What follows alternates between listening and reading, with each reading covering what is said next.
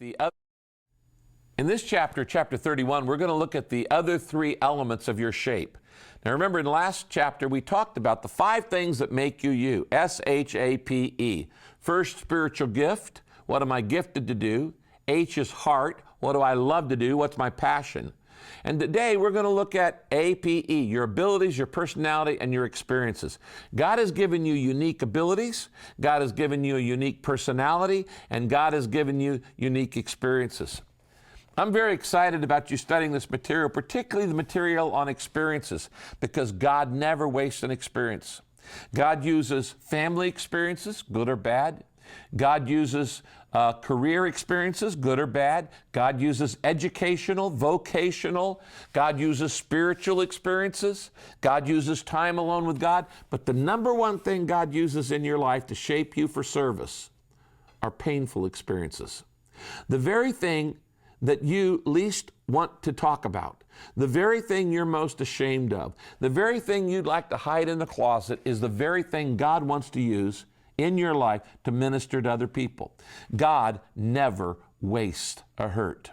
The Bible tells us in 2 Corinthians 1 that God allows us to go through problems and He comforts us so we can turn around and comfort others with the comfort we have been given. Who could better help an alcoholic than somebody who struggled with alcoholism? Who could better help the parents of a Down syndrome child than somebody who's had a Down syndrome child? Who could better help somebody going through the pain of a divorce than someone who's been through the pain of a divorce? Who could better help parents whose son or daughter is on drugs than somebody who had a son or daughter on drugs? If you will be honest to God about the pain in your life, if you will be honest with yourself about the pain in your life, and if you will be willing to share that pain with others, God will use you in ways you cannot imagine. You see, we often think that we're going to help people primarily through our strengths, but actually we help people through our weaknesses. You see, if I were to sit here today and tell you, hey, I'm good at these things, this, and this, I'm really good at this, you'd go, well, whoop-de-doo for you. You're good at it and I'm not. That's no encouragement to you at all.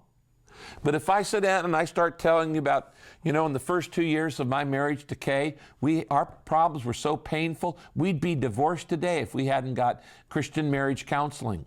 And you go, oh, wait a minute. How long have you been married? 35 years? You go, well, then maybe we could make it. Maybe we could make it. And if I tell you about the problems in my life and the difficulties, you go, oh, well, if God uses Rick in spite of his difficulties and his trials and his weaknesses, maybe God can use me. The very thing that you don't want anybody to know about is the very thing God will use to help other people.